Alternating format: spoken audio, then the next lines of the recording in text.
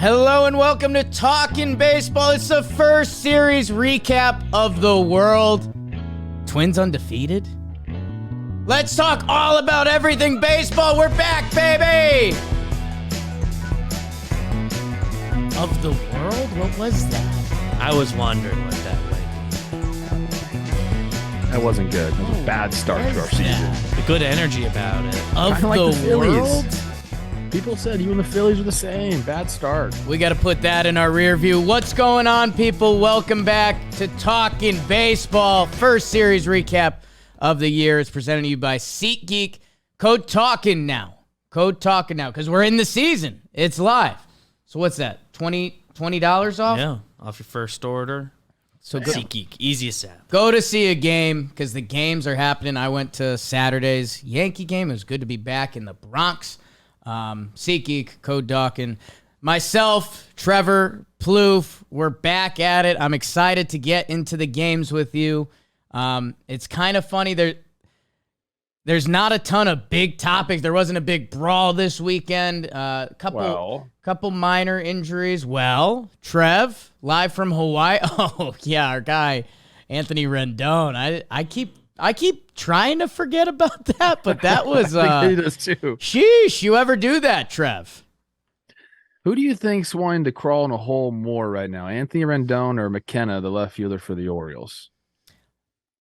I mean, I don't want to come in hot takes to start the year, but I think Rendon's, depending on what punishment comes from that, I think he's kind of hype. Like, the joke has always been that Rendon doesn't care, right? And then game one in Oakland, he's got a guy by the throat. So, yeah, Rendon cares. He won.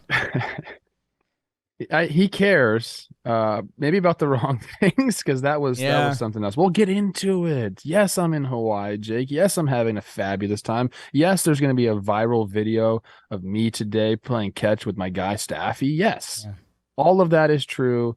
Baseball, I kind of disagree with your first take of this 2023 season. Where there was no big stories. I felt like there was a lot of big stories. Things happened. The pitch clock was incredible. Yeah. More on that later. I'm excited, man. This is go time. Base running is hot in the streets. No shifts, kind of, unless you're Joey Gallo, but he hit a couple over him. Doesn't care. To end the series. Why not? Go shift in the stands, babe. Trev, we want to dive in, especially early on in the season, and just a couple reminders. You know your team better than us. We did our best. I watched as much baseball as I could this weekend for the people. Opening day, we had 7 TVs rolling. But again, you watched every inning of your team because you're a hardcore fan, and I could not watch every inning of that Reds-Pirates matchup. I tried. So we did our best. We deep dove, and I think it's time to get into it. And we don't do this a lot, so while we've got you, if you're looking to support us, subscribe, hit the like button. That stuff does help. Buy a shirt, whatever you want to do to support us, it all helps. What was that face? I've never heard you say that. Like and subscribe. I know, bro. We're corporate now, dude. You know that. Liking and subscribing. Hey, you know what? Yeah. Only subscribe if you want to. I'm not telling you what to do. It's your life. I respect that. Should we get into it, Trev? We've got AL on the sheet first, which I'm not against. But we might have to talk about that because we were an NL lead show. But I think maybe we flip-flop every year or every ep. I don't know. Soon we're gonna not even have divisions or leagues. Yes. So let's play with it while we got it. Start with the American League. Burn, baby, burn. I haven't heard a freaking Jakey burn since what? October. I know. It's too been long. A minute. It's been a minute. I say we get into it. Get into it. Why not? Why not us? And it's the music that's always on this show, yeah? Yeah. All right. Because you've been talking about a burn. Anyway, here it is. Oh, I haven't heard this music in too long, Trev. And why don't I take you out to the Commonwealth to start? The Boston Red Sox hosted the Baltimore Orioles. And talk about opening day chaos. Welcome back to Fenway Park. Birds get a big lead. The Sox fight back, kid. They can't finish it out at the end. Kluber got hit. Everyone kind of got hit for a little bit there. Orioles survive. They win 10-9. The Sox, the next day, they win. But the Orioles had it. Ryan McKenna, final out of the game, out of his glove. Oh, no. And the Sox go from there. They win 9-8, so the scoring came down from game one. And then the Sox take the series. The final game, Swervin Irvin versus Houck. And the Sox get it done. Yoshida, Kike, and Duvall in that final game. You might hear a lot about Duvall this episode. My goodness. Adley Rutschman, we're going to talk about him a lot all year. The Sox, more or less, take 2 out of 3 in the win column from the Baltimore Orioles to get it started in the AL East. Let's head to Trevor Plouffe's Tampa Bay Rays, and they busted out the broomsticks against your Detroit Tigers. Tough. This isn't what Tigers fans wanted after last year, but I think they ran into a team that might be a buzzsaw this year. The Rays shut them out on opening day. McClanahan gets it done. Then they put up a 12 spot in game 2 while your guy Led Zeppelin made his Rays debut. And then here comes Jeffrey Springs, who flirts with the first no-hit bid of the year. These Rays are tough. Wander Franco is going to make me eat a lot of crow this year because he wasn't on my top 10 shortstop list, and that was a miss. That guy is a freak show. The Tampa Bay Rays are back in Detroit. It's not what you wanted. I think you ran into a tough team. It's good to see Austin Meadows back and some of the guys, Riley Greenspeed. Tigers, let's put that in our rear view. Speaking of, in the AL Central, Kansas City Royals, put it in your rear view because Trevor Plouffe's Twins busted out the broomsticks, and they did it with pitching. The Twins? Little Scooby-Doo in there. Pablo Lopez. How's your opening day start? No earned runs from him. Sonny Gray, a little messier than Pablo. He goes 5 innings shut, 4 walks, 1 K. And then Joe Ryan on the final day, and the Twins pull it out late. Some impactful stuff, man. Trevor Larnach with a big series. Joey Gallo's playing first base. Trev, you're going to have to walk me through it. Kansas City, hey, we're going to bounce back. These Twins are different this year. These Twins are different. Pasquantino's going to go. I know it. Buxton had a big series. He kind of always does. We head down to Houston, Trev. The Astros split with the White Sox. Are these a new White Sox team? They hope so. Dylan Cease, let's hope he's the same from last year, and he was in game 1. My goodness. Pretty much untouchable from Cease, 6.1, 10 punchies.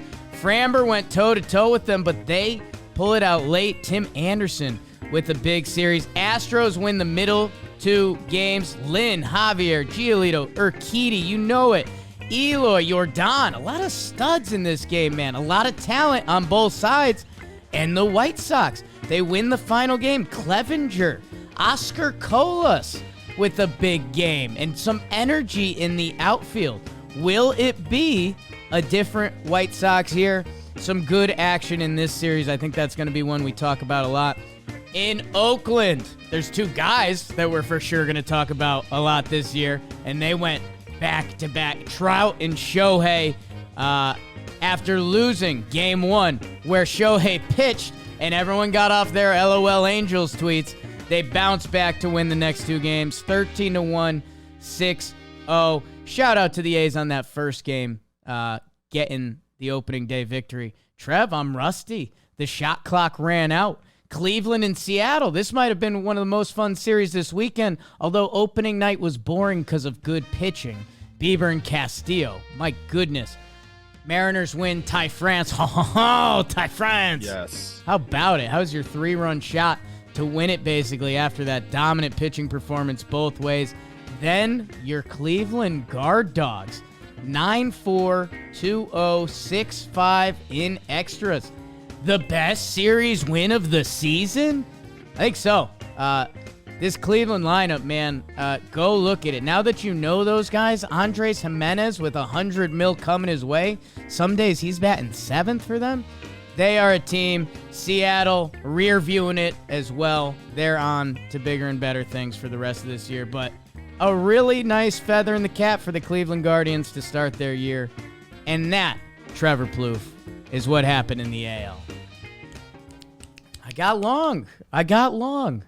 Dude, a lot of stuff happened this weekend. What are you supposed to do? You can't, time is a man-made construct, Jake. I wouldn't be beholden to it. And it's funny with these first series, normally in the summer, a baseball series, when you played 90 games, one game doesn't matter. But for these teams, you've had 3 games to chew on. It's 1/3 of your season.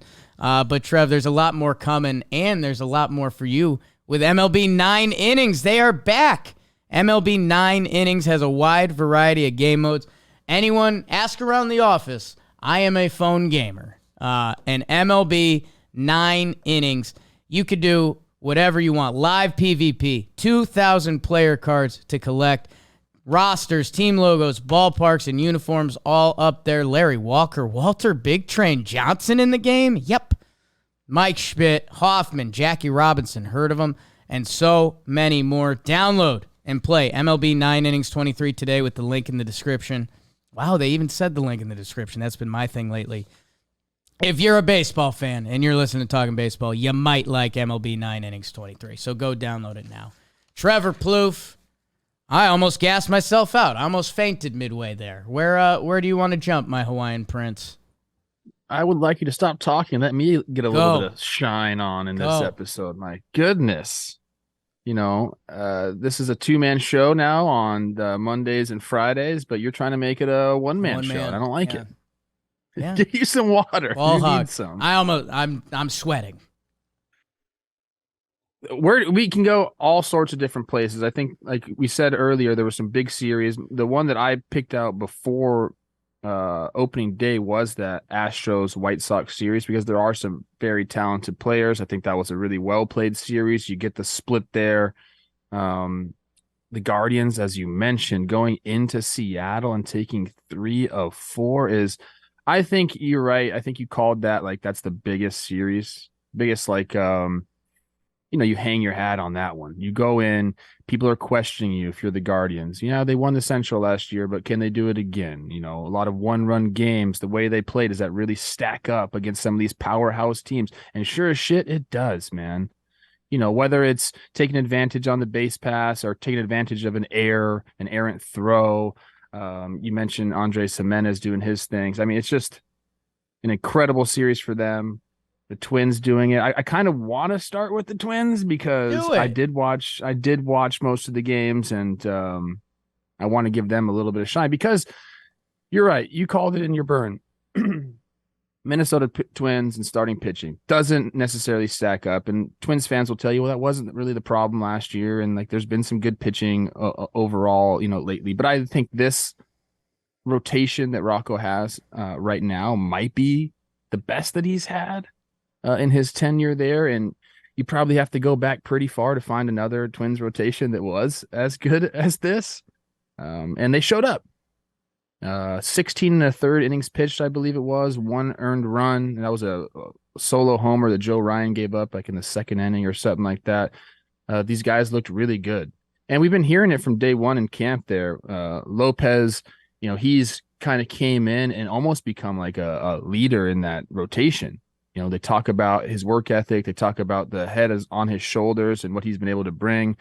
And if you hear him talk, he's very aware of what they gave up to bring him in. Right. Luis Ariz was very loved in Minnesota. And if you watch him play ball, you kind of instantly fall in love with him. But the Twins needed a guy like Lopez. They bring him in. He's been nothing but spectacular for them. Like I said, not only in this start, but in spring and showing his leadership quality. So he comes and does it. Sonny Gray, maybe didn't have his best command, but he found a way to do it. And I think that's, a mark of a veteran and a guy they can count on. And then Joe Ryan, who I think is going to take massive leap this year and be like a guy. He does it. Everything they did was great.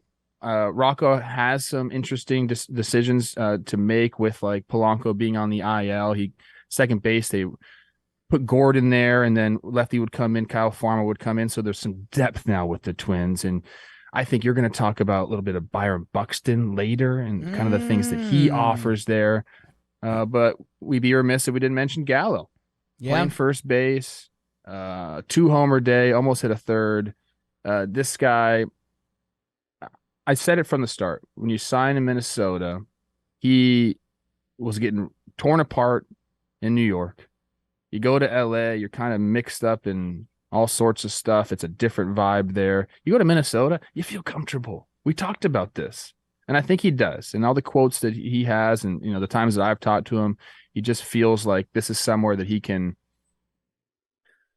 I don't want to say it's not as stressful because big league games are always stressful. And, he's really fighting for to come back and reestablish himself in the league essentially.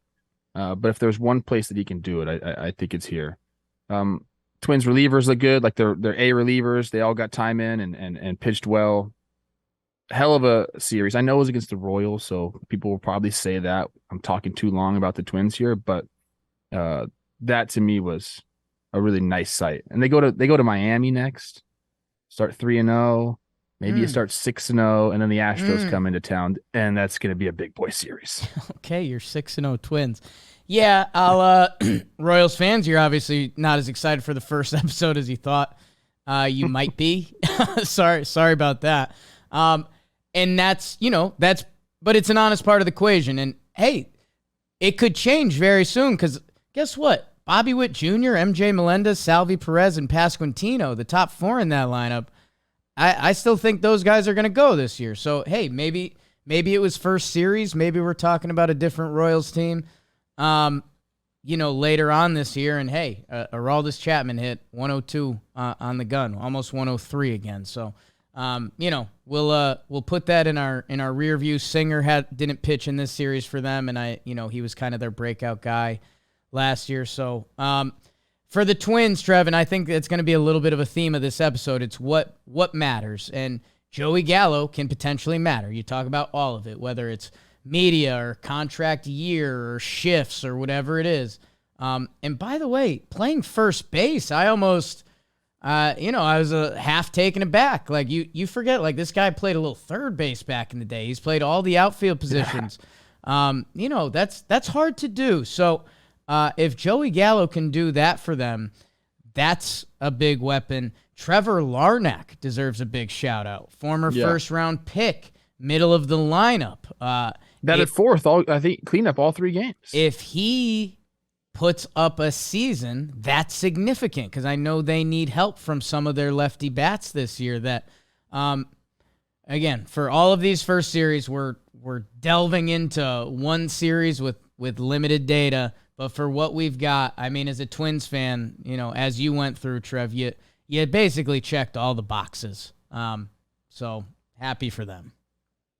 Go Twins. Yeah, Larnach was like fighting for a spot essentially. Right. In spring training. A couple injuries happen. All of a sudden you're batting cleanup. Let's go, dude. I think he went like 5 for 11 or something like that in the series. Not bad. Let's go, man. You know what? Sometimes guys need an opportunity, and they get it in certain ways and you run with it. Trev, a couple Dalton on our stats this year. A stud, you may know him from Blitzball and some of our other stuff at John Boy Media. Shout out to our Venezuelans. Pablo Lopez joined Johan as the only Venezuelans to start opening day for the Twins. And Lopez became the first Twins pitcher to earn an opening day win on the road since Brad Radke in 2003, babe. Fire it up. Brad Radke, my guy. Brad Radke, different era of pitching. And yeah, that the Melendez double play in that first game. Trev, we got a bop. Happy for your Twins, but we got a lot to cover. You mentioned it quickly, and I think I want to jump there. Let's go to Houston. God, I guess it's just a central show this year, Trev. God damn it, Jimmy, need you back, kid. Because again, what matters, right? And we're in Houston, and they're going to be good, and hey, their games in October are going to happen and exist, so they're fine either way. The Chicago White Sox. that rotation that we drooled over, and a lot of the guys that we drooled over last year, and they were your World Series pick, and they were a lot of people's World Series pick. And they gave us such a bad sample size of baseball last year that everyone was out. There's a couple people before this season that were given the, if it clicks, they still talent. But nobody was banging the table for these White Sox this year. And I think a couple things stood out for me. Clevenger in that rotation now and what their starting rotation could be.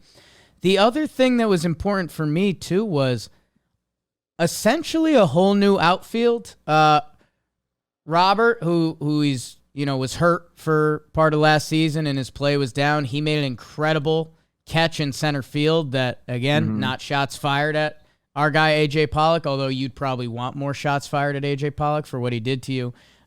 He wouldn't have gotten that ball last year, and Robert does. Andrew Benintendi wasn't a part of the White Sox last year, and he's in their outfield. And Oscar Colas, the Cuban ball player.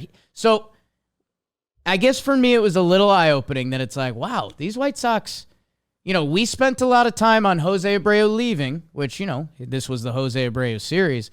You got a whole new outfield. You got a new manager, which managers I think are going to be a topic today.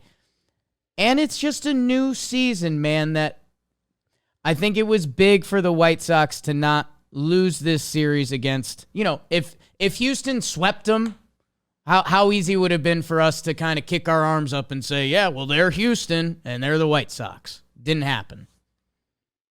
No, I think a split going into Houston and getting a split, especially, starting off opening day, you're going to get the aces. I know you're firing your aces back at them, but it's just, that's everything you hope for if you're the White Sox. Let's split this series.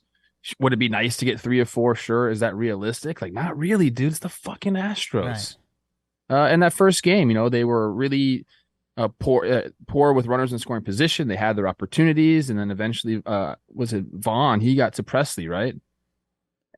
Incredible to get the victory that way as well. One thing I will say, I was watching that game, and this stuck out to me. This is kind of going off script a little bit, but my Cuban homie, Oscar, comes up, pinch hits, gets a base knock for his first hit, and they didn't even show it. I mean, I'm going to talk about the pitch clock later. One thing I'll say is, like, they're producing these games is going to be interesting because I didn't even get to see his first big league hit. All of a sudden, you just hear them saying, oh, there's Oscar Colas's first big league hit. So that's going to have to change. But look, this was a heavyweight matchup. I think that we are going to look at the White Sox in a much different light this year. I know they sucked last year. Trust me. I mean, I was following them, rooting for them hard last year. Didn't fucking happen. Things are different. Vibes are different. I think people are playing in more natural positions. We talked about that in their TPP. Get Vaughn out of the outfield. Let's get Eloy back to DHing. Like, let's get these guys where they are comfortable. We're going to see a different White Sox team this year. And there's been good reports on Liam Hendricks. They haven't put him on the IL yet, have they? I think he's. I'll double check. Yeah, I'd assume he's on 15-day IL, but he's on the 15. They haven't put him on the 60. They haven't put him on the 60. So, yeah, man. I mean, you talked about the starting rotation, and these guys can really go. And it's a Giolito contract year. Lance Lynn was grabbing his fucking dick and yelling out stuff, which is mid-season form for him. Kind of got like that if you're a White Sox fan. But again, this is about as good a series as you can have going into Houston and splitting 2. Reynaldo Lopez throwing some serious heat out of the pen for them. Yeah, man, it's I guess for me it was a little bit of a head tilt moment. Like, I know we've said it casually in passing, like the White Sox can go this year. Early schedule watch, San Francisco for 3, Pirates, and then at Minnesota, and that might be a fun White Sox. If you want to join the party early this year, go to Minnesota and make a little noise.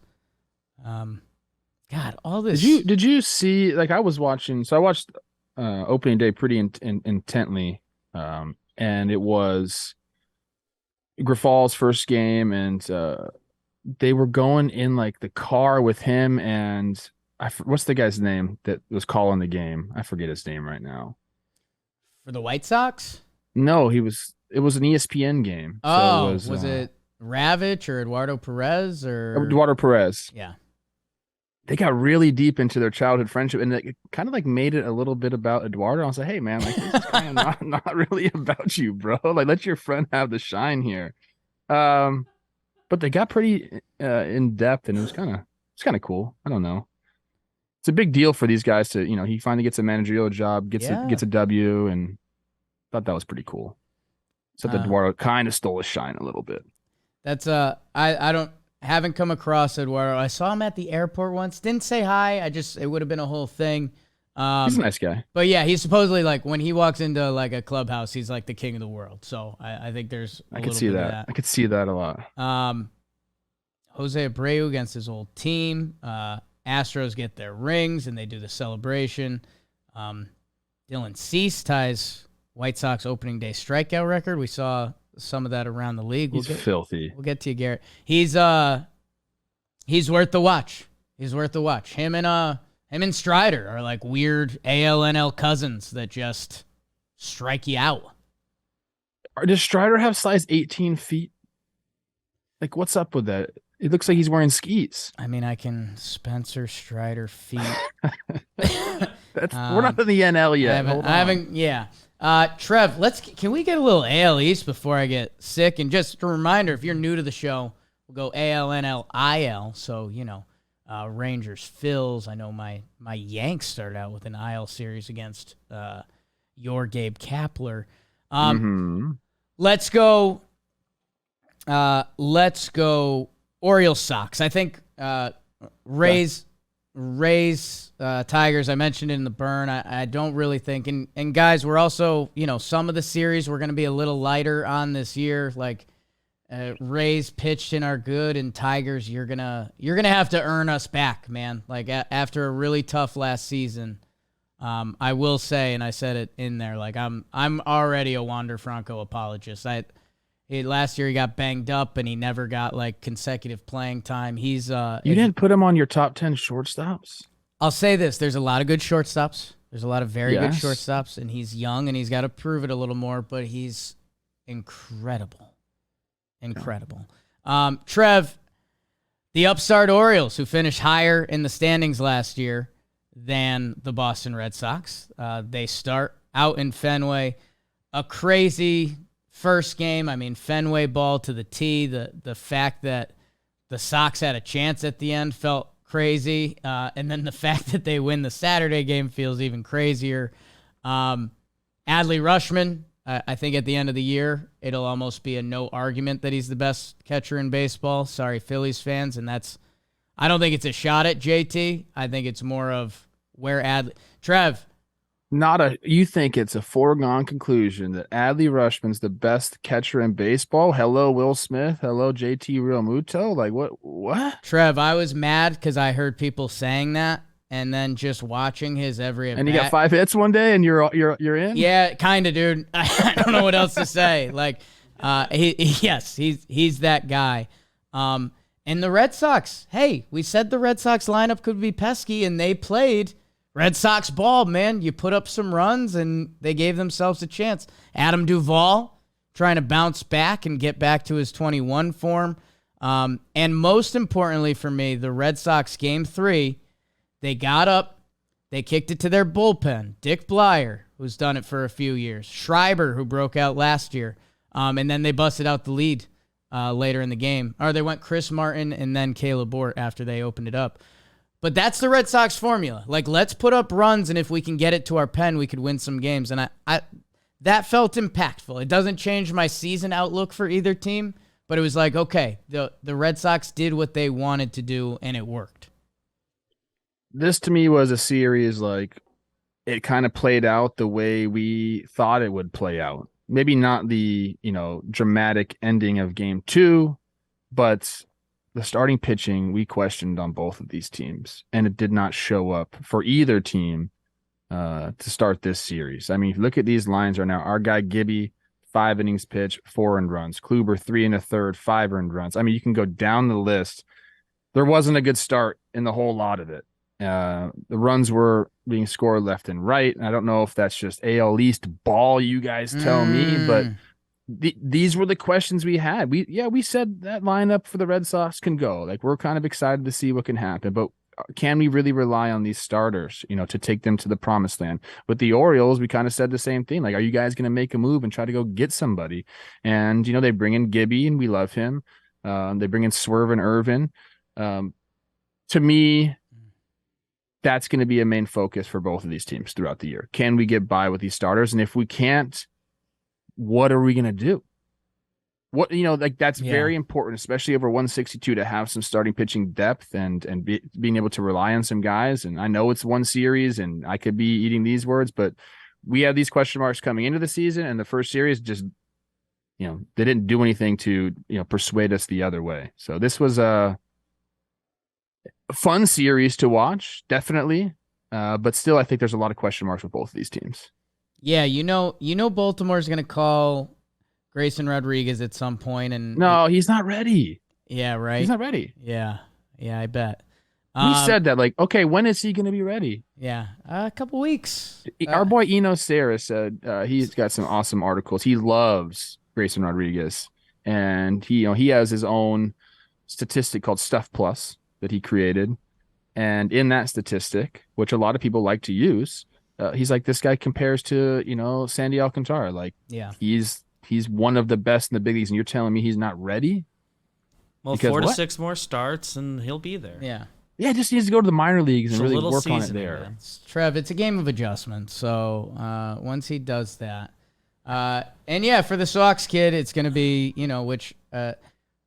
which of these veteran options click. Chris Sale was back; he was on the mound and he pitched. So can he get back to being, a scary Chris Sale? They're going to get Whitlock back at some point. So let's see what that looks like. I think the Red Sox, I guess the thing for me is if the Red Sox hang around, I do think they would go and add a starting pitcher, where Baltimore hasn't earned that from me yet. This offseason, there were some talks about them making the big free agent splash, and it didn't happen. So until Baltimore, they traded at last deadline, right? So Baltimore, they're going, I'm going to have to see that to believe that. But yeah, I mean, this was a wild series. Yoshida goes the last game. The We Got Ice guys were both like, wow, watching Justin Turner is awesome. And yeah, man, Adam Duvall had one of the biggest weekends of anyone. And go look at that 2021 stat line. It was a massive season. The Sox kind of bought low on him, and if he can go for them, I mean, he can be a tremendous value for them. Is like Adam Duvall the new Hunter Renfroe, and then who's going to be the new Adam Duvall after that? Do you know what I mean? Yeah, I do know what you mean. Kind of like a veteran outfielder coming in and just banging the ball around in Fenway. Love that for them. Sound off in the comments. Trev, I think the only AL series that I really want to go into left would be Seattle-Cleveland. I mean, we did a little bit of it, and we were flirting with it. Again, Angels, Oakland. You guys might not be the most stoked with us, but you guys kind of know. Like, when the Shohei and Trout show, pretty badass. And a couple other guys had big performances, Gio and Taylor Ward in that second game. Logan O'Hoppe, first career home run. We like that. Nicky Cass's friend. But yeah, I think the real story comes out. Luis Castillo and Shane Bieber, as beautiful as a boring baseball game can get, because they weren't allowing anything. And then, I think that final game is the one for me, where Seattle, they're trying to not lose 3 out of 4. They're looking for the split at home. Julio hits the homer to get the game started and get on the board there. But that Cleveland bullpen comes in. 5.1, 1 hit, no walks, 8 Ks. And that might be where this team, for whatever reason, we have Cleveland, small budget, blah, blah, blah. But, they got a bullpen that can pitch. They got starting pitchers that can pitch. They play defense. They run. They got pop. They do it all, man. And I don't want this to be a one-series overreaction, because this team made the playoffs last year too, but this Cleveland team is good, and so is Seattle. Cleveland just got the best of them. Exactly. I think if you played this series, 10 times, you get a bunch of different results. Like these are two teams that they don't play similar brands of baseball, but maybe they kind of do. If that makes any sense? Not really. That doesn't make any sense at all.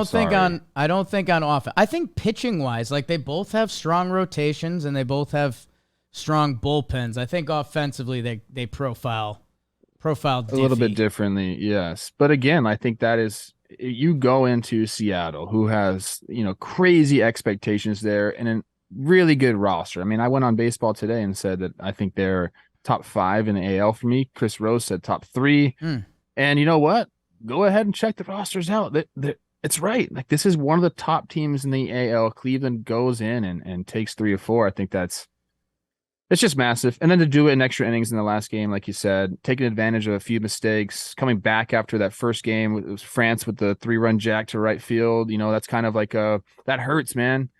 You're Cleveland and, your offense doesn't show up and you get beat late in the game like that. But then to respond and go 3 straight victories this is a team that's, I think everyone kind of I wrote them off a little bit. I picked the Twins to win the division. I'm saying, like, Cleveland, like, you got to prove it to me again. Fuck that, dude.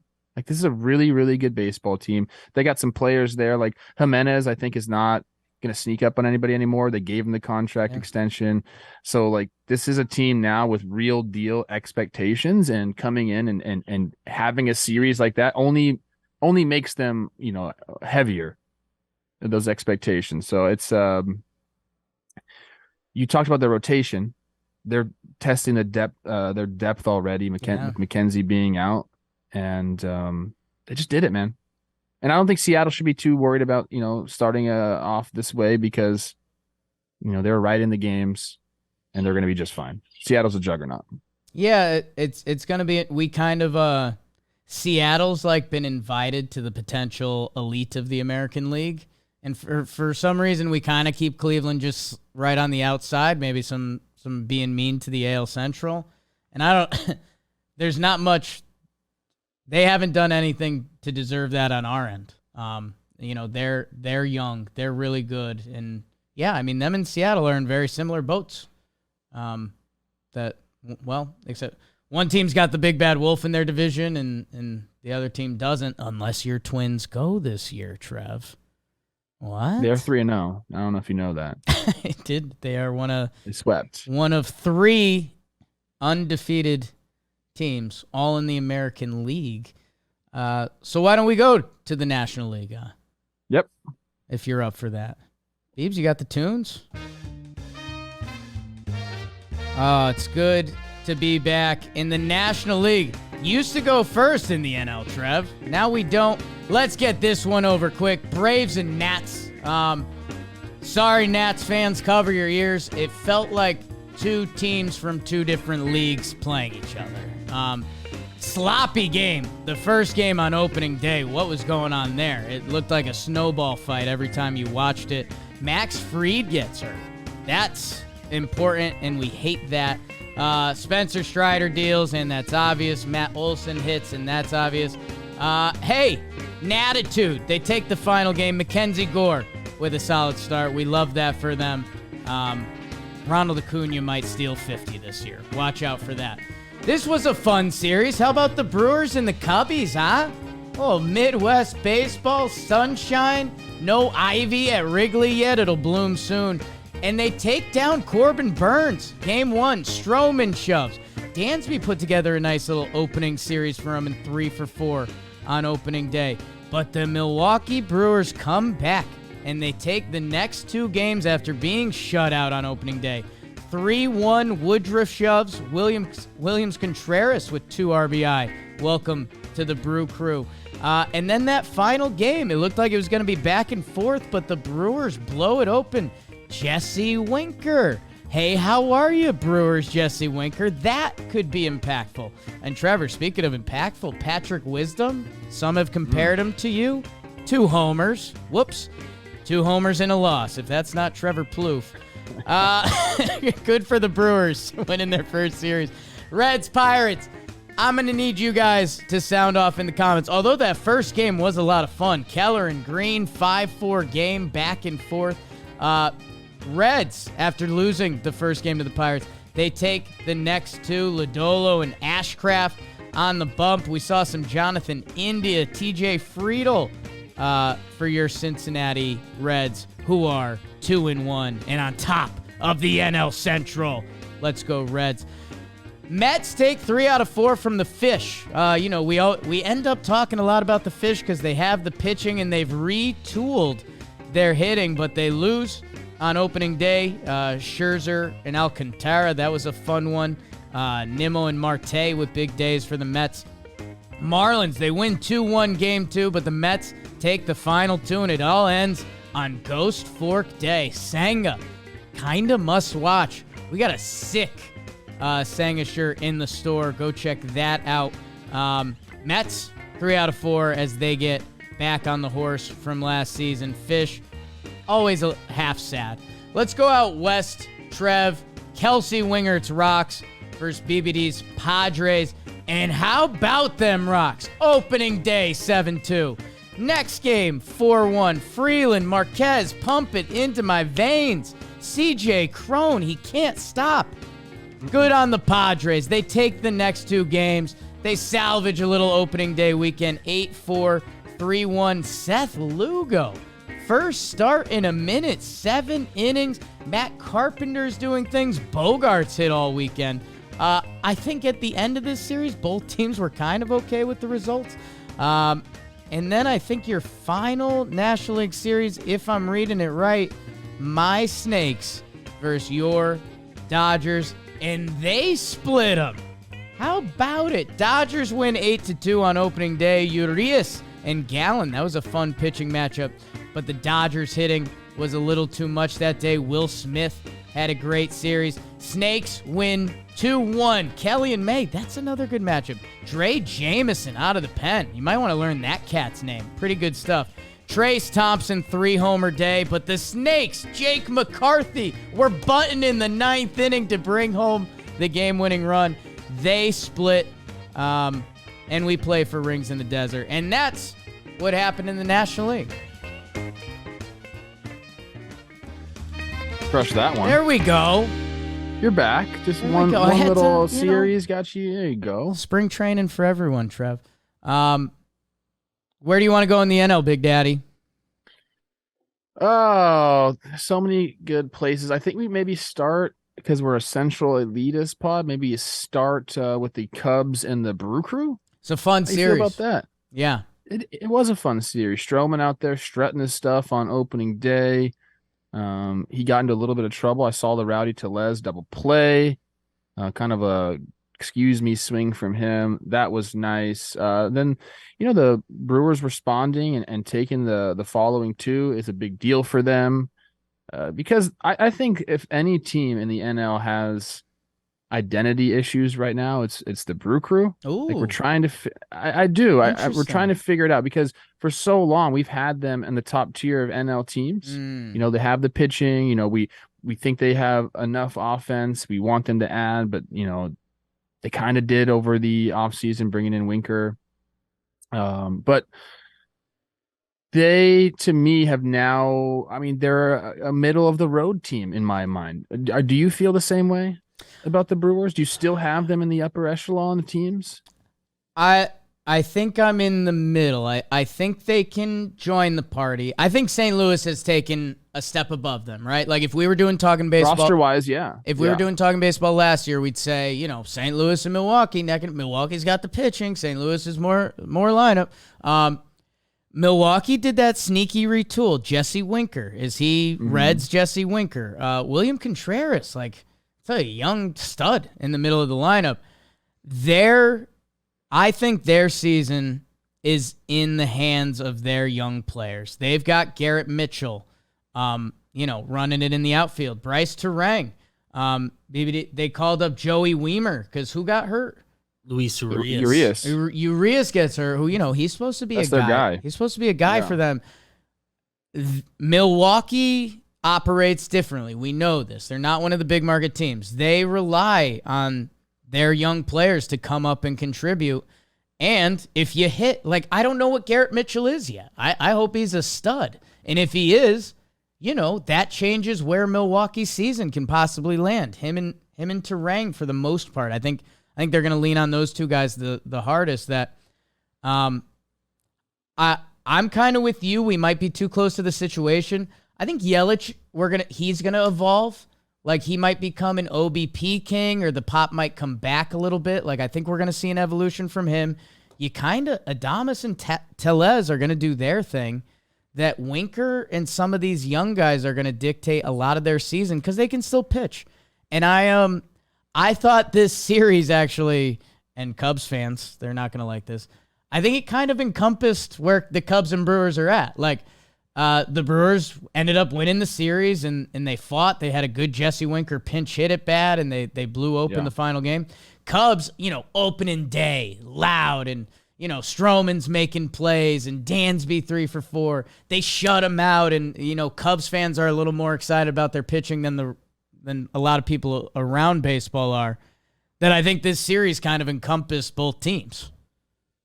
Yeah, I love that you mentioned the Winker at bat. I think to me, he's the wild card for the Brewer season. Or he's like, I don't even know what the term I'm looking for is. Like, if he goes, I think they could get back into my mind, one of the upper echelon NL teams. They need someone like that. So he gets the pinch hit, ties the game with a single. And then in Sunday's game, I think he had a couple more hits, a couple more RBIs. So a nice start.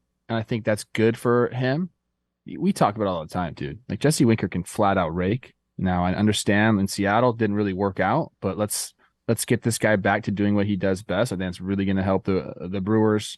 And it's nice for them also to bounce back after losing. Corbin Burns is your guy. You go and lose that opening day, had some chances, didn't happen, but to go out and come back and win the next 2 games is good. And I agree with you with Cubs fans. I think that's my amp is gone. Anyways, for the Cubs, you come out, win opening day, and then all of a sudden you find yourself losing a series. But there's some good things to see there. So I think, we're talking one series. We don't want to overreact to all this. I think the Cubs, when I watched them play this weekend, I was like, this team's pretty good. I like this team. That's kind of where they land for me. Pretty good. We'll see how it goes. Right. Like, where does it land by the trade deadline? Does it look any different after that? This team's going to defend. My goodness. Nico Horner, Dansby, Cody. It's impressive when you look around and see who's out there. And Cubs fans, and this is where we probably differ. Guess what? Like, you guys should believe in your pitching. Like, I know you guys had a better second half, and there's some young guys, and you guys kind of believe in your new pitching coach and where things have been heading pitching-wise. And hey, Justin Steele and Stroman, they had great performances. So it's one series. I think if you're Cubs fans, you saw Dansby get going. You saw a little bit of your formula that, you're not, I don't think you're punching pillows yet. No. Maybe you are. Reds, Pirates, sorry guys, a lot of young talent. Go O'Neal Cruz, Jonathan India, and the Viking hat. I support that. Over it. I don't like it. Oh, you would hate that. He looks good in it. That picture was pretty sick. Much anything. Yeah. It's just, man, what are you gonna do when you hit a homer and you're losing 14-1 and you hit a solo jack? You're gonna put the Viking helmet on? This is where things get complicated, people. This is what I'm talking about. Yeah. I don't want to be a Debbie Downer. I want you guys to have your fun. I don't like you want to be a It's Debbie just difficult over 162. That's all I'm saying. Debbie Downer. Keep the same energy. Wow, now we're all just kind of down right now. Whole tone of the show just changed. So down. Because I didn't like it? No, it's Trev, I mean, everyone has the same thoughts, man, that it's like, hey, have your fun, but there's going to be a couple tough ones, Yes. And then there's going to be a lot of tough ones, I think. Hey, maybe not. Go Reds, go. They're top of the NL Central as we stand here at 2-1. Hey, go Reds, go, baby. Trev, where was the You go Cubs? Mets-Marlins. Mets-Marlins. I think that's the other one that needs a big check. And it's mostly, honestly, for me, it's mostly Senga. One of the sneakier, obviously there was publicity around it, but I think it was 5 for 75, which It happened early in the offseason too, right? Yeah, and I think it's and I'm part of the problem that I said this with Yoshida. I said it with Senga as well, that for years my kind of thing has been like, we don't know. Like, these guys come over and we find out, and we're still gonna find out. It's one start. Let's see him twice around the league, all the normal stuff. But it doesn't look bad. And I'll tell you what, that ghost fork, I know we like getting excited about A, anything that has a cool name, B, when you wear a swaggy glove with it. But 3, what gets me going is that some of them were gross. Yes. There was a couple Marlins guys that were swinging at pitches that hit before the plate because it can fall off the table. That was it was fun to see what he was all about. And after kind of his first inning, he settled in and he looked good. I mean, the Mets look good. Yeah. In general, I know you want to talk about Senga, and I'm very curious to see how he, gets around the league. And this is the Marlins. We kind of have to remember that. I don't want to, rain on his parade a little bit, but I'm sorry. I guess I am bringing the show down today. I don't mean to. I enjoyed watching these games. I enjoyed the series. I guess I'm just trying not to overreact to all these things because it is one series. But the Mets looked really good. Marlins kind of like same old, I guess you could say there. 3 of 4 is nice to get. And it's as much as we expect the Mets to come win a series in Miami, 4-game sets we always talk about, they're difficult. A split is good in a 4-game set, but to go take 3 of 4 I think is great. And they're dealing with some injuries to their pitching. And they were able to overcome that in the series, which is nice. My guy, David Robertson. There was, in the first game, Drew Smith, Brooks Raley, David Robertson. Bam, 9 consecutive outs. They've pieced it together. They'll find a way to do it. You want Edwin Diaz there, obviously, but you got to move on, right? And they found a way to do it. I don't know how much we need to go into the series. Do you think we need to really I guess play by play here? No, I guess the only thing, if I was a Fish fan, you played the Mets, who they were ranked the number 2 team by our fans, and I agreed with them. And yeah, you ran into it. The one, you could look at 2 sides of the coin, that the one game they won 2-1. If that goes differently, we might be opening the NL and talking about the Mets sweep. So hey, Fish, like we said with a lot of teams, it's one series. We love Joey Wendell. Avisail Garcia looked like he lost weight to me. Marlins fans, check in, let me know. I thought he looked really good. And yeah, hey, a rise hit. So that's supposed to be part of the new formula.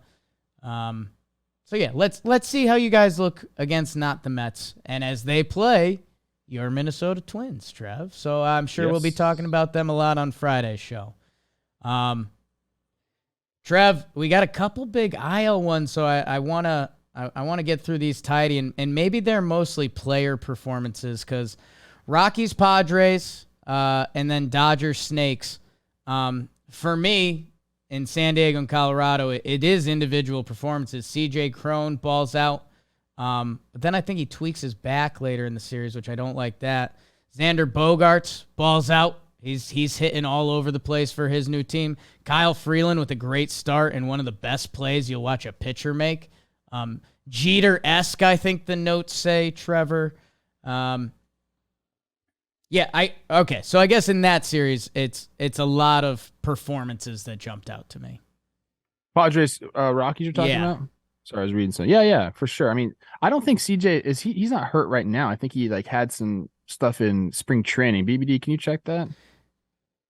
I got 3. Yeah. He got 3 games worth of at-bats in spring training. Yeah, he's like, I don't fucking need spring training. Yeah, I know how to hit. Ball out. Yeah. Is CJ Cron, I think he's not under contract for next year. Is he going to become one of those guys that just like is a no-brainer signing that someone's going to get for like a 1-year deal, 2-year deal, and we're like, why didn't my favorite team go do this deal? Yeah. Adam, like, is he going to become one of those mercenaries? Yeah, like an Adam Duvall or Jock Peterson ish. Is that what he's going to for become? A bit already. 178 career taters. You can hit the shit out of the ball, man. Including 3 in this series. 2 out of 4. Okay, I'm looking at some of the stats that because you said individual performances here. I didn't watch a lot of these games, so I'm kind of looking at them right now. I did see Kyle Freeland make a really nice play. They were calling it the most athletic play a pitcher's ever made. Relax, people. It's still a pitcher. Okay, it was a ground ball that went 30 feet. That's a great and point. He hopped up and threw it to first base. Here. It's a great point. Little golf clap. Thank you, Kyle Freeland, for that. Seth Lugo too. Circle that one. 7 innings pitched for him at a first start in a while. Yeah. Let's move on. I think we should move on to Dodgers, D-backs, then get into the IL because we're trying to keep things tidy this year. What do you have on this? Can't go through. I've got my Snakes notes, but. So I think, for the Dodgers, there's a lot of question marks. We've always relied on depth, and they're being tested, this year. A lot of guys having to come up and play big parts that maybe weren't necessarily in the plans. James Outman bullied his way onto the team. He shows up in the series, hits a homer. Miguel Vargas, I asked James Loney, I said, is this guy the real deal? Is he going to be good? And he said, this guy's the real deal. I think he walked a bunch of times, looks good at the plate for a young guy. In 4 games. That's what you want to see out of a young guy. That means he's seeing the ball, tracking it well. And then Trace Thompson has the big game. And that one's interesting to me because they're kind of platooning Outman and Trace Thompson. Does it end up working out differently? Do they end up playing more at the same time together? We'll see. But these are the performances that the Dodgers have become accustomed to having from guys that they need to step up. They're stepping up. Trace Thompson's been really good for them since he came over last year. Was he in Detroit last year? No, so I went on a Trace Thompson deep dive because I was like, what happened and how have the Dodgers done this again? He had a little bit of a vagabond in 2021. He had 15 games with the Cubs where he actually played well. And then he was Padres for 6 games and then 74 with the Dodgers where he had a 901 OPS in those games. And now he's going again. Where was he in 2022? Still with the Dodgers?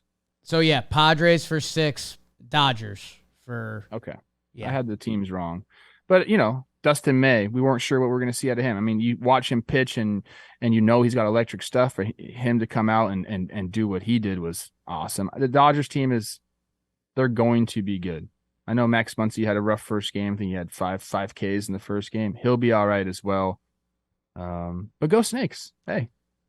Splitting the series with them. That's a nice way to open things up. Yeah, they're going to operate differently this year. And with the new rules and speed being more of a factor, they have speed. I mean, they've got that in droves. To win a game, over the past 5 years, we would have laughed if someone laid a 9th inning 2-out bunt to try to win the game. And not only did they try it, it worked in the final game. And they've got young guys competing. I mentioned Dre Jameson, 4 innings out of the pen. And I know resident Snakes fan Dalton, who I mentioned does our sheets, he he was laughing that they got outscored by so many runs this series, but they still snuck out the 2 games. So that's a little bit of Snakes baseball, and yeah, I'm not seeing a lot of concern from Dodgers fans on the internet. How about that?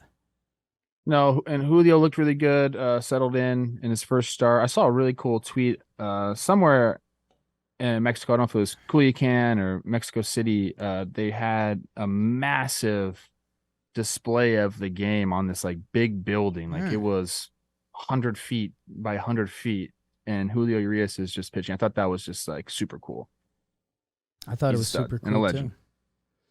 Beebs, let's hit the music quick because we got a couple IL series with some couple big teams, including Syndergaard pitched well for the Dodgers too. Yeah, Dodgers pitching. Yankees, BBDs, Yankees. They take 2 out of 3 from the San Francisco Giants. Cole dropped it on opening day, and so did Aaron Judge. First at bat, captain, new contract. Trev, also this Volpe kid made his debut. I don't know if you heard about that. Yanks end up losing the middle game. The lefties for the Giants, Jock, Brandon Crawford, some big homers there. And then the Yankees, they win on the final day. Giancarlo Stanton, when he's healthy, watch out. Johnny Brito, MLB debut kid, happy for you. Yanks take care of a funky Giants team, man. They are very much a mental game playing them. The Texas Rangers sweep the Phillies. Here's a topic, Trev. After going down big on opening day, DeGrom gets hit. They come back. They put up an 11 spot, then a 16 spot. Nola to Wheeler and that Phillies bullpen. Rangers win on Sunday Night Baseball. Not the most exciting game. Falter and Perez. If you like lefties getting out of trouble, you like this game. And yeah, you got some big numbers from a lot of the Texas offensive players, and Bruce Bochy's out there. I don't know, Trev. I don't know. Have my thoughts changed? And then this series was a ton of fun. Blue Jays, Cardinals, two of the more talented teams in the league. A 10-9 opening day game, back and forth. Springer 5 hits, Bichette 4, Brendan Donovan. Jack Flaherty comes out with what should be one of the odder stat lines of the year, but a good start. No runs, 5 innings, 7 walks. And the Cardinals showed their depth this series. Alec Burleson had a big game. Nolan Gorman's hitting 2 taters. Cardinals take 2 out of 3 against the Blue Jays. Trev, which one of these stands out the most to you? Let's go Cardinals, Blue Jays. I was going back. I texted Jack after that start and kind of laughed at his line. So I was going back to see what he told me. I said, interesting line. I didn't see it. I didn't see the game. How did you feel? And he said, bro, it was wild. I had no clue where my fastball was going. I couldn't feel my fingers. My arm slot was off, just everything. He goes, for 3 innings, I couldn't throw a fastball for a strike, only sliders. I told him, I said, hey, man, they always talk about you got your good stuff for 5 starts, your bad stuff for 5 starts, and everything else is in between. I said, this was one of the times you didn't have your good stuff and you got a victory and give no hits. You got to take it. That was a fun series right there. And I think that's I think a lot of people can see that as a potential World Series matchup, possibly. Blue Jays getting a lot of love from people preseason. Cardinals with their roster, and a lot of guys in the WBC were shining, so they got a lot of love. And Cardinals take 2 out of 3. That's really nice right there. And my guy, Alec Manoah, kind of got banged up a little bit. I think I picked him for the Cy Young this year with baseball today. Didn't have the first great start. Neither did Michaelis in game 1. Bassett with a tough one there, huh? 3 1/3, 9 earned runs in game 3. Not something you want. But you have to tip your cap to the Cardinals for coming and doing it. These are 2 really good teams going at it for sure. Yeah, I mean, Bassett, I said all offseason, I think he was my favorite signing. So there's that. Game 1, I mean, 19 hits for Toronto, 15 for St. Louis. So it was just kind of one of those days that everyone was doing it. And then 10 and 16 the next day. So, or the final game. So, just a lot of talent on the field. Like, kind of every at bat or every time you saw someone fielding the ball, you're like, whoa, you're a huge prospect, or you're already a stud, or you're an MVP. They kind of felt like the MLB simulation, MLB The Show simulation, like World Series, and it's like the Blue Jays and the Cardinals made it, and they played opening day. Although I will say, interleague opening day, it's just a little traditionalist in me. BBD crunched the numbers on it. Technically 15 and 15, you have to, but there's something weird about, like, I'm not really going to have to deal with you ever again, and we're playing opening day, that I'm just like, doesn't do it for me. Okay, I don't really get that. I don't care who's across. What do you mean 15 and 15 doesn't work out? Of course it works out, doesn't it? Meaning there has to be at least one. One interleague, yeah. It doesn't have to be more, yes. Okay. Turkey math. You just didn't like it because your Yanks had the pesky Giants? Is that what was going on there? Or Go The listen to. traditionalist in you? I know, right? Doesn't sound like me. No. Swingers and all. Yeah, man. They the Giants are just a funky team. I'm excited to track them throughout the year. All of their lefties, Crawford, Conforto, Blake Sable, your boy. Yeah. Got a knock. Bunt base hit. Getting right? a lot of run. It felt like all of the lefties are the same at bat. Except Jock's a beast, man. He deserves more respect. Like, everyone's got young Jock with the Dodgers, and then they've got Pearl's Jock with the Braves. Like, Jock had one down year, I think, where he didn't have a 900 OPS versus righties. Every other year, he just rakes. That he was fun to watch. And yeah, if you want more Yanks, go listen to Talkin' Yanks. They Judge did his thing. Volpe is he might steal 50. Give me your thoughts on watching him for a series. Want to see how the defense develops. He had one weird. There was a knuckle puck to short that it went off his glove, and that was a little bit of a moment. The base running's awesome, and he did. He got his first couple hits, and he has good at bats, and it's he's going to be solid, if not good. And it's where does it land? Because it's a guy's rookie year for baseball. He's a kid. But Trev, the part you would have loved after the game, he addressed the knuckle drop at short, and he says, "I gotta have that," and he ate it. So he's groomed for the part, and he's playing the part. And it's honestly, it's really cool to see, because I'm old enough that I can appreciate if there's too much expectations on a kid and they're not ready for it. That I would be saying, like, hey, let's everyone chill out a little bit. He wants this, and he's built for it. So it's cool to watch. He looks the part. I watched the opening day and watched him work a walk in his first at bat. Took some good pitches on the outer half there. Then I think he stole a base right away, which is nice to see. I saw him make some plays. Defensively, it's kind of like his arm is not, exceptional, so he's got to rely on kind of positioning, getting rid of the ball, all that stuff. But to me, he looks good, man.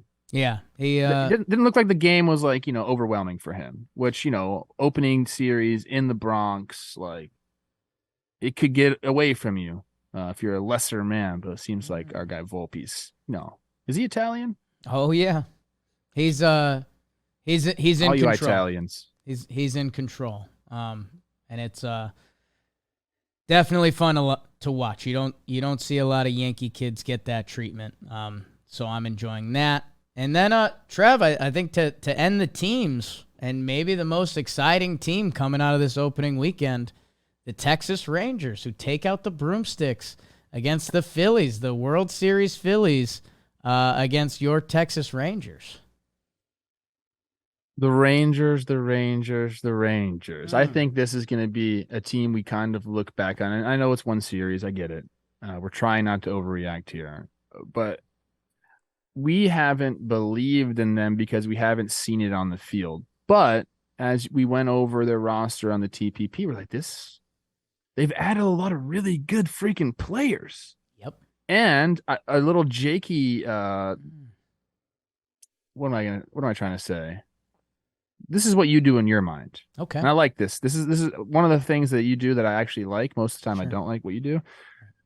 If the Rangers were not the Rangers, and they had a different uniform on, say they had, I don't know, even the San Francisco Giants uniform on, or the Milwaukee Brewers uniform on, we'd be like, oh, they look really good. But that logo's disappointed us over the last, 5-6 years, so we just haven't been into it. But they have some real deal ball players on that team, and to come out, and they were getting beat in the first game, I think 5-0 in the fourth inning, and then they just go put a 9 spot up, a 9 spot against Aaron Nola. So the series was about as good as you can get, because you did have big ol' offensive outbursts, and then you win the last game, I think 2-1, right? Yep. So you kind of did it in all the different ways. You had guys step up. But again, I'll say it, there's real deal ball players on this team. And for DeGrom, who, I don't think he got like crushed. I think there's some of the hits were kind of He got dinked and soft dunked contact. a little bit, yeah. Alec Boehm hit one. He hits the homer. For him, because I remember a lot of times with the Mets, the run support just wasn't there.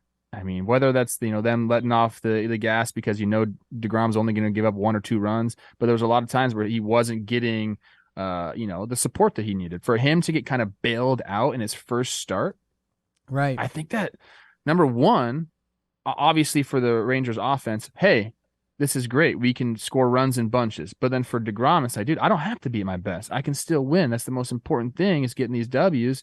And first game with a new team, and they're putting up this amount of run support, it's got to feel good for him as well. Yeah. Backyard Brad, what's up, bro? Dude, I think I wanted them to bring in one more veteran outfielder. They brought in Robbie Grossman, who had a big day for them. Your guy, Robbie Grossman, who, again, talk about if he can kind of wash the Tigers off of him. Sorry, Tigers fans, you didn't deserve that. Oh my gosh. But no, like Robbie Grossman and Mitch Garver and Brad Miller as veteran depth options, those are nice veteran depth options. Between a Josh Smith and a Zeke Duran, and some of their other young guys. Josh Young, our thick neck king, he goes yabo last night. With the dudes from the Texas Rangers, and it's always going to be a funky talking baseball area. Bruce Bochy did a little something for me. I don't know what he's talking about, but Bruce Bochy and the Baby Blues limping out to the mound because he just had a surgery on his foot. I was like, all right. Like, the fact that he wants to be there for 162, and they said it on the broadcast, and this is obvious. Bruce Bochy would not be coaching this team if he didn't think that this year and coming years that they were going to have a shot. Like, Bruce Bochy's got other things he could do with his time if he wants, but he's there with this Texas Rangers team. I agree. And, we didn't mention Bruce Bochy in our TPP, and people got really mad at that. We're on the fence about, at least I'm on the fence about managers and how much they really mean. But, I think there's something to a guy with that type of success in his career. He's won some World Series, people. There's something about that kind of stabilizes the clubhouse. I love Robbie Grossman immediately taking a leadership role. That we have a quote here from Josh Jung, which I think is hilarious. Because, if we talked about it and I didn't give you the quote, and I said, Robbie Grossman sat Josh Jung down and really calmed him down, you'd be like, oh, man, I bet that was some great speech. Here's the quote from Josh Jung. He was just like, dude, just slow down. And ever since then, I've had a good rhythm at the plate. So hopefully we'll keep it coming. So there you go, Robbie. Just slow it down a little bit. But that does work, man. Like, sometimes you need to hear that as a young ball player. So they kind of look, the Rangers showed out, shut me up. I said famously I'm indifferent on the Rangers now. I don't have the hate that I used to have for them. But I did probably take the under on their TPP, and they just swept the Phillies, who I have winning the whole freaking World Series this year. So I'm happy for the Rangers, man. I am. And for Rangers fans, because they've been waiting for a while, and now, it's a great way to start the season. Trev, I think we're getting into the second half of the show. Maybe text Rosie and tell him you might need an extra 10. I did. All right, good. And tell Rosie to grab some Athletic Greens while he's waiting for you. Take care of yourself the Chris Rose way. All great athletes have one thing in common. They take care of their bodies. And that starts with optimizing whole body health. A lot of them also take AG1, and that's why we're a fan of what they're doing. It's great for recovery before a workout or after when you need the boost. AG1 is so much more than a greens powder. It's all of your key health products in one. Set yourself up for success with 75 high-quality ingredients that give you key daily nutrients and long-term gut health. If a comprehensive solution is what you need from your supplement routine, then Athletic Greens is giving you free 1-year supply of vitamin D and 5 free travel packs with your first purchase. Go to athleticgreens.com/baseball. That's athleticgreens.com/baseball. There's a link in the description. And Trevor Plouffe. I got a question for you. Okay. Because we have standout performances. We have in Fuego. Aren't they the same thing? because it's only one series? It's a little bit, but it's standout is who you want to highlight. You got a couple minutes. Standouts are one game to get, and that's true too. So you get, who do you want, Trevor Plouffe? I mean, I'm biased. Yeah. I'm taking Joey Gallo. Wow. We talked about it.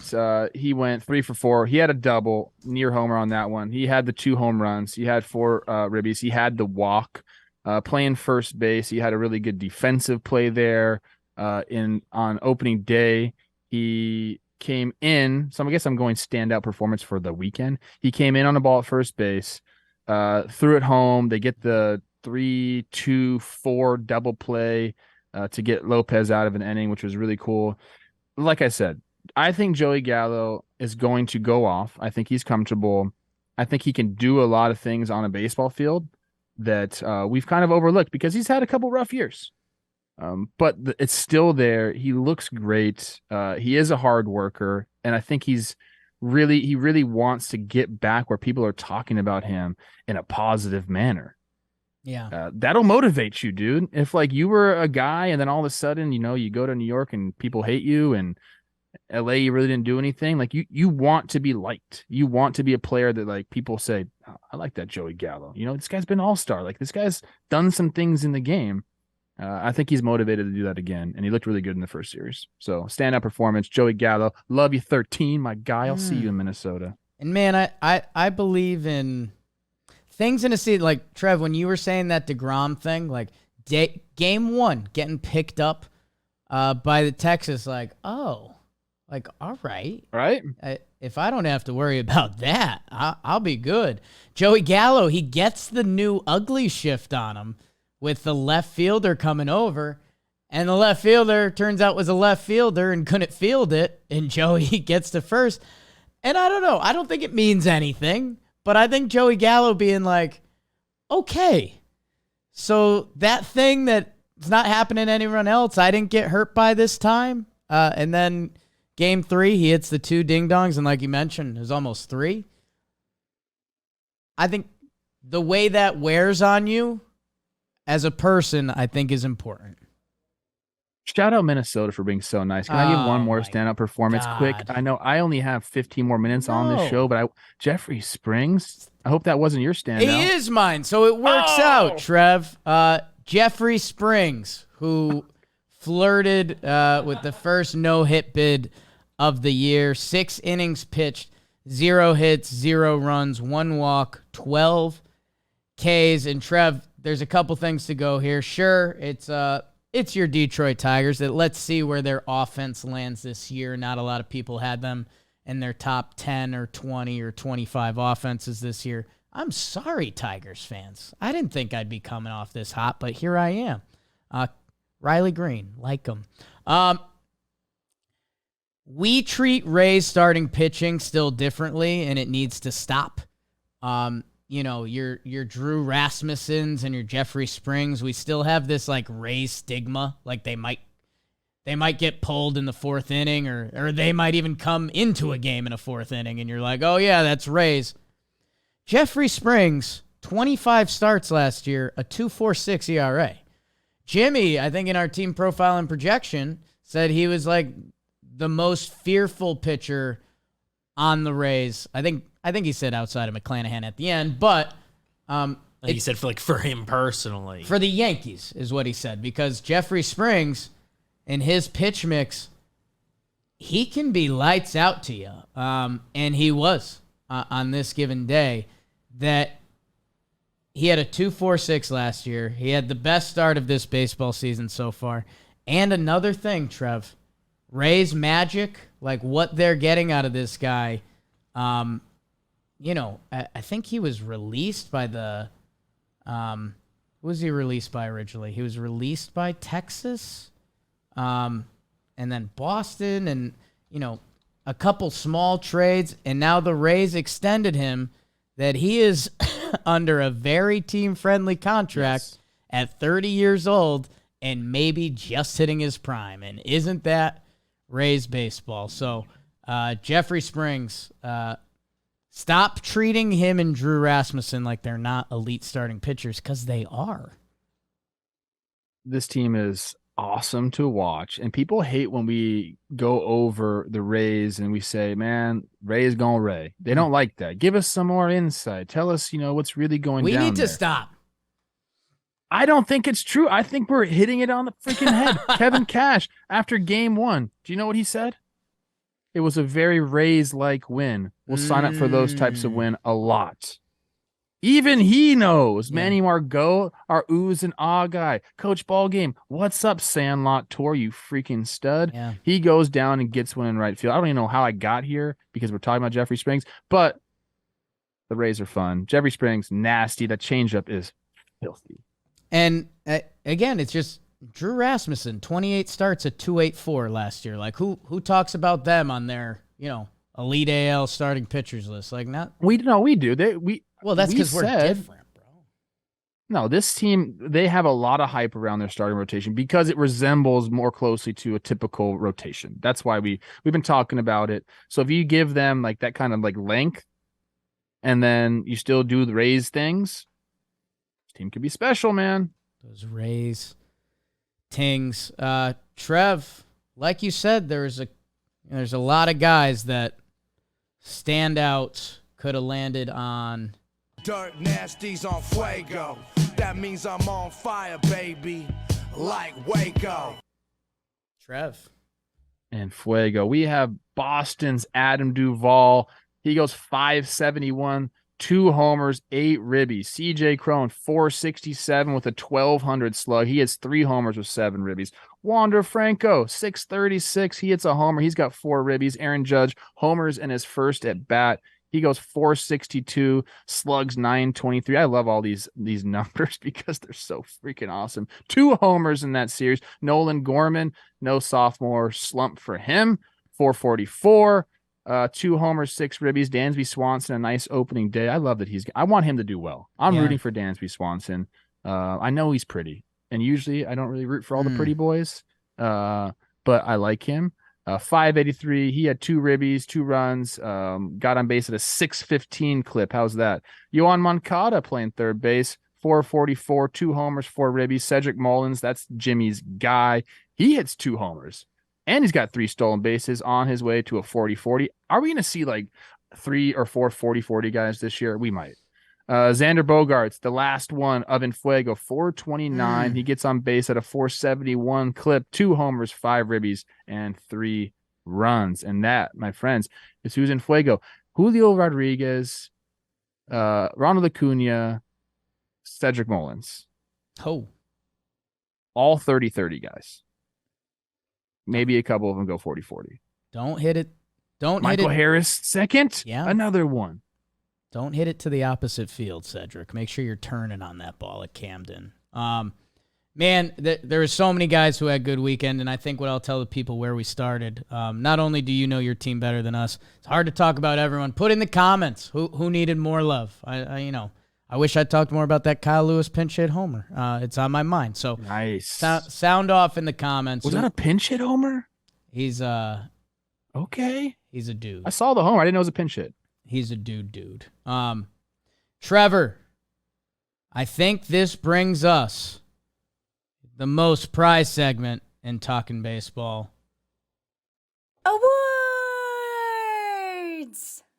God, that's like one of the best noises in sports. Like when they do when you hear the March Madness noise for the first thing, like when you hear the World Series, bum, bum, bum, bum, bum, bum, bum, bum.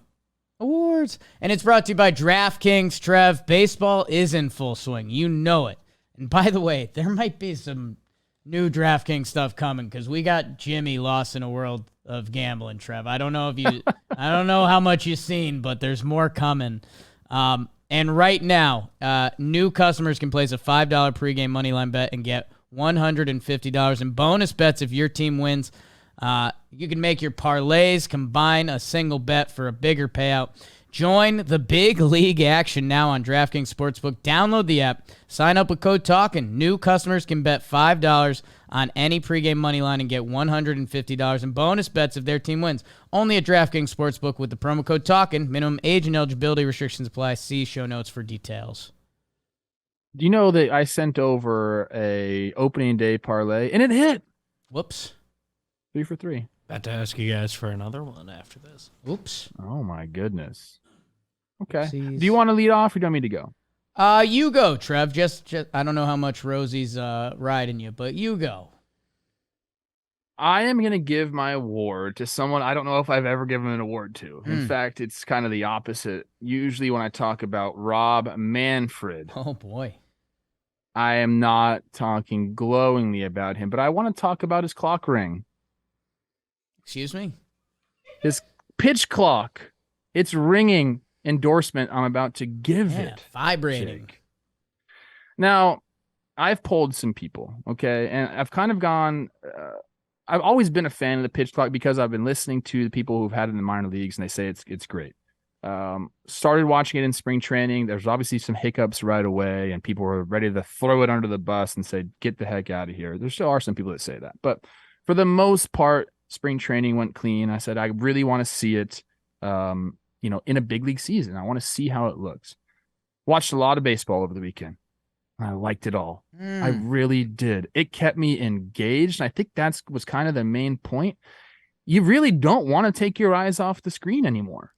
Where baseball, Jimmy famously said it's a conversationalist sport. You can just kind of, talk to this person over here and go off on a tangent, come back, and you're not going to miss much. That's not the case anymore, dude. Like, you got to be intently watching these games or you're going to miss an inning. Like, these things have been flying by. And it's engaging. It's not just fast and it's like too fast. I think it's engaging. It makes you want to watch the game. So I think on TV, it's an absolute home run. There's no other way to put it. Like, watching a game on TV is much better with this pitch clock. Couple things. So I want to give Manfred a shout out because we talk crap, but this is kind of his baby. And I asked C Rose this question, like, if this goes well, if the pitch clock ends up being what we think it will be, does Manfred's legacy end up being that instead of lockouts and CBA shit and, hunk of metal for the trophy? Like, where we were all over Manfred, is this going to be his lasting legacy, that he did this for the game and it's for the better? I think it might be. Couple on the other side of it, I think it's great. Haven't been to a game yet at a stadium. That's where people have been saying, I'm not so sure if I'm going to like it as much at the stadium because you're spending a lot of time getting to these stadiums. You might see a 2-hour game. And if you go to the concession stand, you might miss an inning and a half. So like there are some things that need to be worked out. We'll probably have to do more like in-seat serving of your concessions, maybe some mobile ordering, something like that. I know some of that already happens. But for the most part, I think the pitch clock has looked great. It hasn't really interfered. You don't see the clock too much unless they want you to see it. So the production's been there. I kind of mentioned that Oscar Colas hit where like they're still learning how to produce these games because things are happening quicker. But any casual baseball fan that I've talked to says they absolutely love it. And I think that's kind of was the point. Bringing in a broader audience, keeping them engaged. It's done it. So Rob Manfred. Yeah. You got my first award. Wow. 2023, Jesus, Rob Trev. Manfred. Comments ain't going to be happy with you. But, Trev, you don't care about those comments because this part is right. I think there's still going to be some tweaks. And you mentioned really good points of it. If you're going to the stadium, like food delivery stuff, we might have to pick up some of that because if you're going to miss an inning and a half to buy, chicken tenders, a beer, and a soda for $75 and you miss the home run that decides the game, yeah, that kind of stinks. Production-wise, TV-wise, you mentioned that really well. Like, we're going to have to, I thought it was impressive Sunday Night Baseball. They stayed with Bryce Harper in the interview through a pitching change, which I don't know if that is new or I don't know. But either way, I was like, ooh, this is different. I think there's still going to be some tweaks, and that's fine. But overall, it's a good step. And, I don't know if it's the late inning thing we've discussed, or I don't know if there'll be a second disengagement by the I don't know. I don't know what it is. Let's see. Let's find out. Because there was a couple relievers that kind of come into like a shook situation. Like the game almost feels like it's moving too fast. And maybe they're going to adjust. And then maybe in 3 weeks, we're not even talking about it anymore. But maybe if we are in 2 months, that if you're a reliever coming into a game and that clock is moving quick, then yeah, maybe we can add a second or two. Like we'll get there and figure it out. I've been laughing because my going away line has been, I think this is good for people that regularly watch baseball. Like, you know, I watch every Yankees game and it's going to shave, 20 minutes out of my every night. Yeah, you're going to get some time back in your life. That could give me like 2 hours a week. That's kind of impactful. As a new fan, I don't know it. And this is where baseball fans have laughed for years. I don't know anyone that doesn't watch baseball because it's too long. The people that aren't watching baseball just ain't into baseball. I'll say this, with the game being shorter and more speed and no shifts, if I was a sports fan that maybe had tapped out on baseball a little bit, would I be checking back in? I think so. I think I'd want to check it out. So I'll give them credit there. And yeah, there's a couple moments that feel a little quick, but everything else feels pretty good.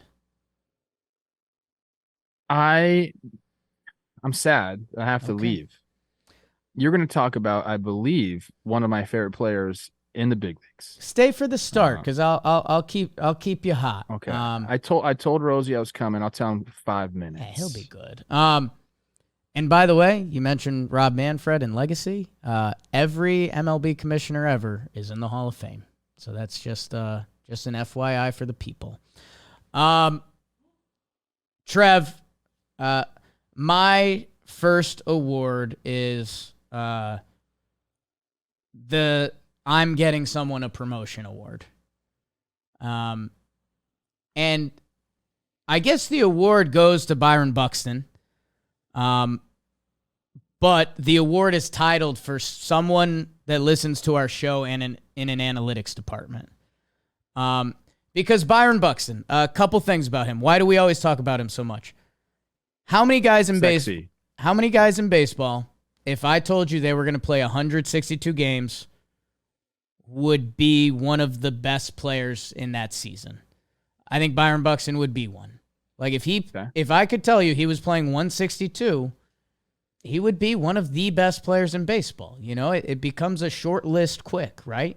He's one of the most talented people in baseball. Yes. Look tools-wise. Look at his last 3 years of stats.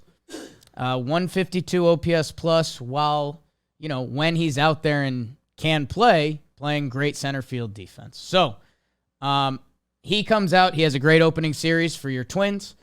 He's DHing. They're trying to keep him healthy. He's not even 100% right now.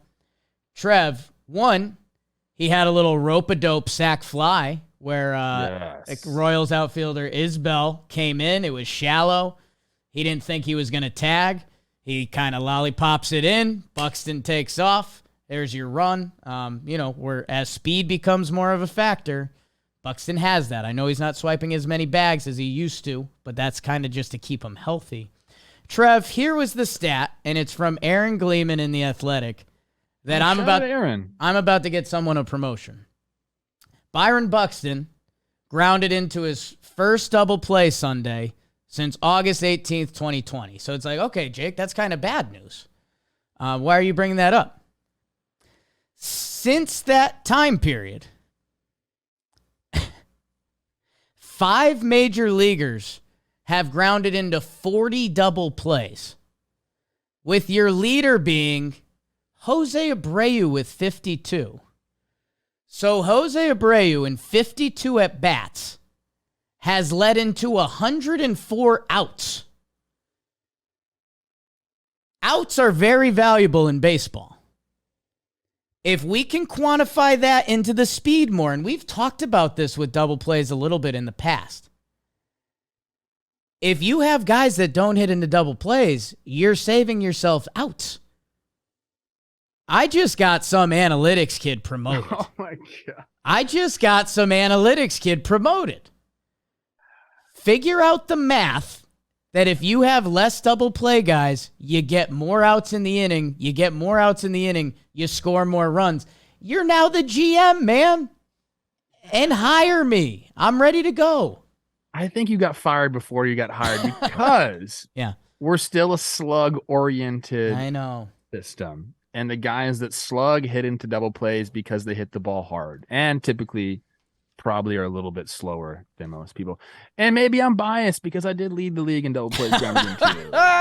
But that's, you know what? I asked the analytic team with the Twins, which was one guy back then. I said, hey, bro, if I didn't hit in all those double plays, would my WAR be like much higher? He said, no, that doesn't factor in at all. So, yeah, well, maybe it should. I like what you're saying. Maybe 100%. There's nothing that kills a rally more than a double play.